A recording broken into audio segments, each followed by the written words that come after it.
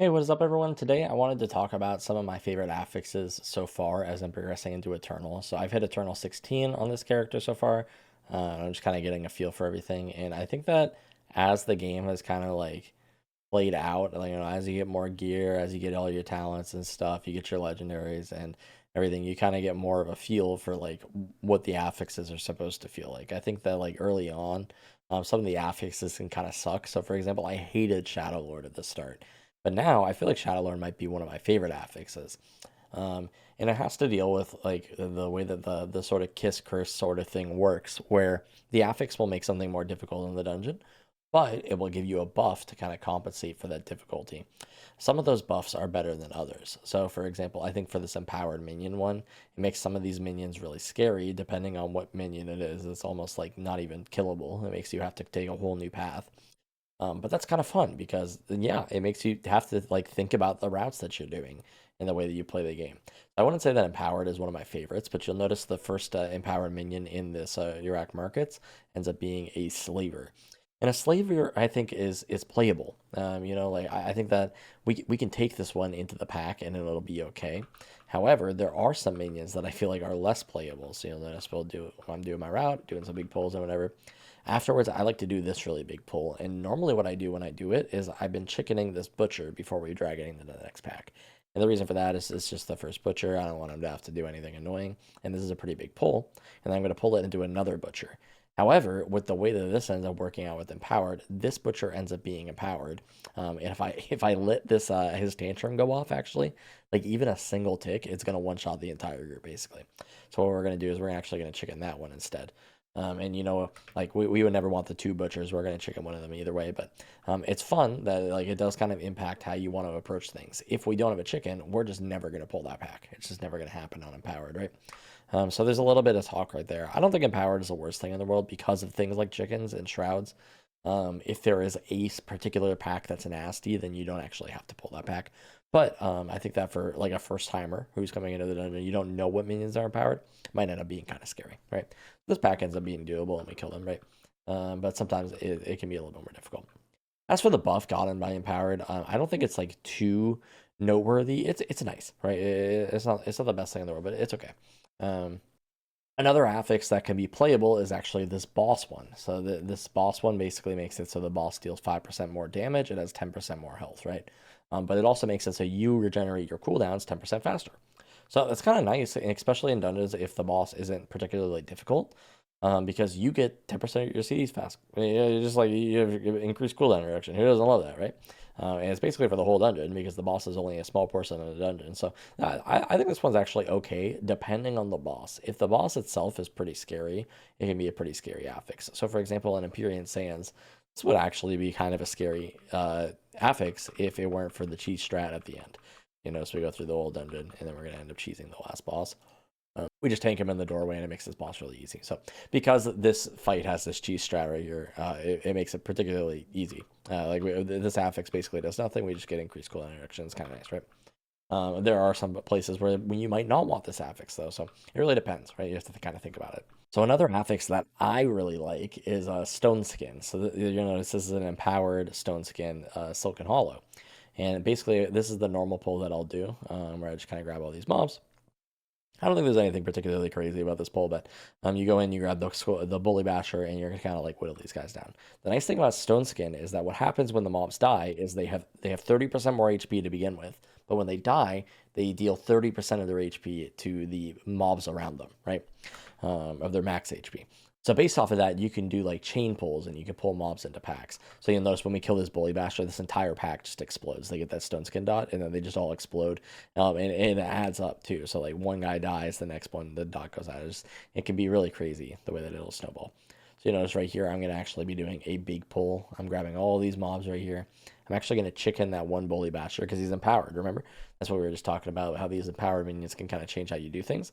I wouldn't normally do this pull, but because this guy's empowered, I'm kind of inclined to chicken him anyway, which means that if we're chickening the big mob in the pack that makes the pack scary, we can pull a little bit bigger, right? I could pull this bully basher instead.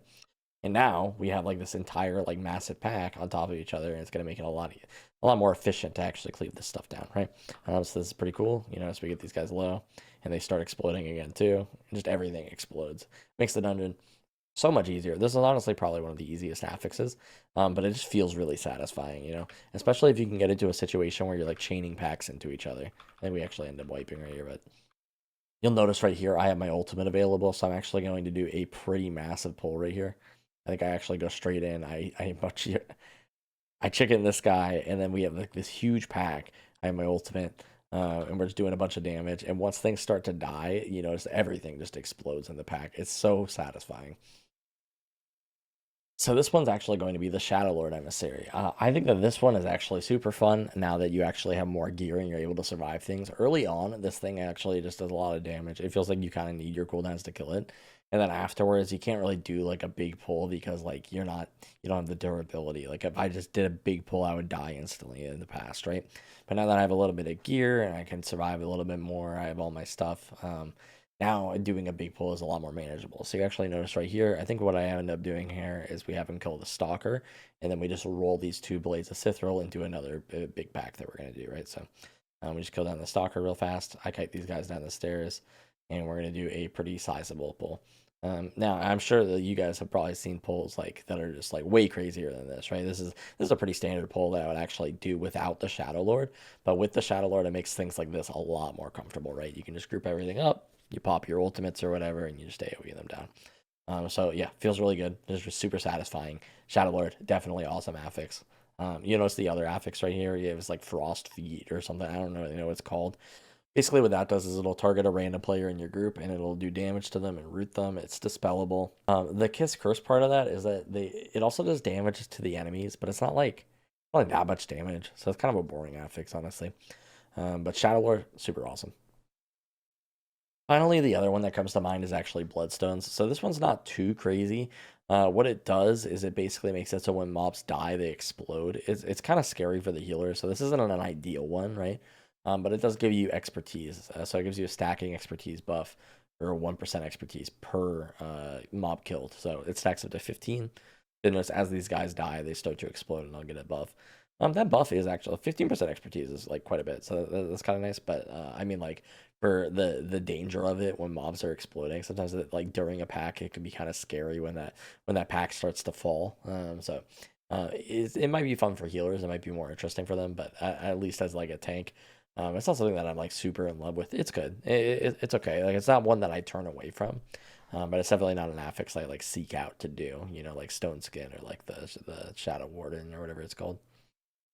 Oh my god, so I forgot about this affix. Carnage sucks. So the Carnage is this basically whenever you take damage, it's gonna put a dot on you for like 30% of that damage or something. And that dot will stack, and it's removed if you are healed to full health.